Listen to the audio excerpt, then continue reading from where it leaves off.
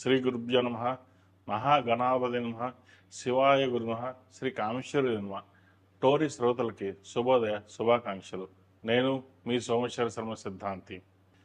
మేషం నుండి మీనం వరకు ఉన్నటువంటి రాశి ఫలితాలు నా పరిజ్ఞానం సహకరించే వరకు ఈ వారం రాశి ఫలితాలను తెలియజేస్తాను.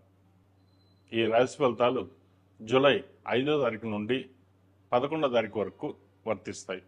ముందుగా గోచారం.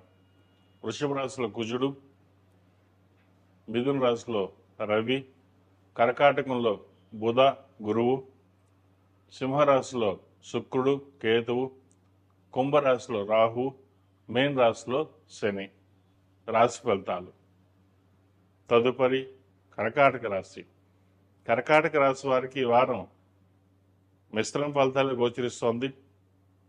ద్వితీయాధిపతి అయిన రవి వ్యయంలో ఉన్నారు.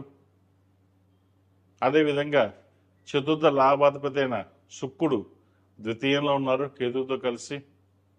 స్థిరాసం సంబంధించిన విషయాలలో చాలా గందరగోళంగా ఉంటుంది.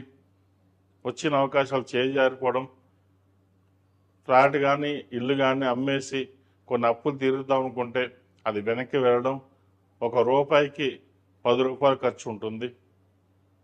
అందరికీ బాగానే ఉంది, మనకే ఎందుకు ఇలాగ ఉంది, మన జీవితం ఇంతేనా అని ఒక్కొక్కసారి ఫ్రస్ట్రేషన్కి ఎక్కువ అవుతుంటారు.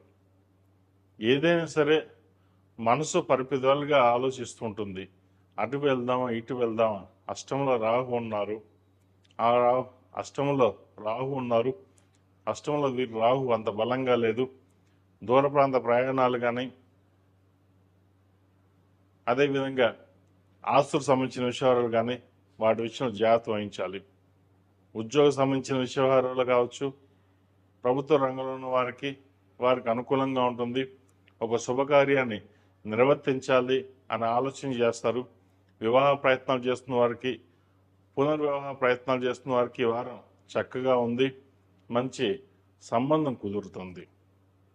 ఫినాన్షియల్ పరంగా మటుకి చాలా వరకు జాగ్రత్తలు తీసుకోవాలి. ఖర్చులు అదుపులో ఉంచుకోవడం చెప్పదగింది. సంతానం సంబంధించిన విషయాలు చక్కగా ఉన్నాయి. సంతానానికి ఉద్యోగం వచ్చే అవకాశం గోచరిస్తుంది. దూర ప్రాంత ప్రయాణాలు వెళ్ళే అవకాశం వీళ్ళు తప్పకుండా గ్రహతలు గోచరిస్తుంది.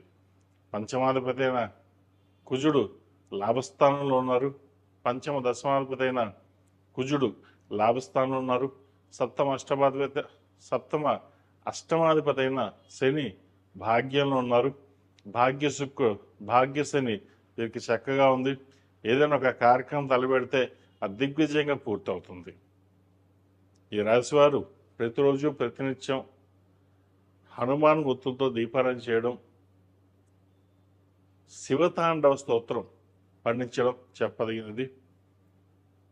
అష్టంలో రాహు ఉన్నారు కాబట్టి దుర్గా స్తోత్రం కూడా పఠించడం చెప్పదగిన సూచన. ఒకవేళ చదవలేని వాళ్ళు ఉంటే ఉదయాన్నే ఒక 10 నిమిషాలు వినేసి బయటికి వెళ్ళండి. ఒక శుభవార్తలు వినగలుగుతారు. ఈ రాశివారు ప్రతిరోజు ప్రతినిత్యం హనుమాన్ ఒత్తులతోటి, జిల్లేడు ఒత్తులతోటి దీపారాధన చేయడం చెప్పదగిన సూచన. మంగళవారం నాడు, శుక్రవారం నాడు లక్ష్మీ తామర ఒత్తులతో దీపారాధన చేయండి. ఫైనాన్షియల్ పరంగా చిన్న చిన్న ఇబ్బందులు ఏవైతే ఉన్నాయో అవి సమస్య పోతాయి. ఈ రాశిలో జన్మించిన వారికి కలిసి వచ్చే సంఖ్య 6, కలిసి వచ్చే రంగు స్కై బ్లూ. ఏదైనా పని మీద బయటికి వెళ్ళినప్పుడు శుక్రవారం కానీ సోమవారం అడిగిన వెళ్ళండి. మంచి ఫలితాలు సంప్రాప్తిస్తాయి.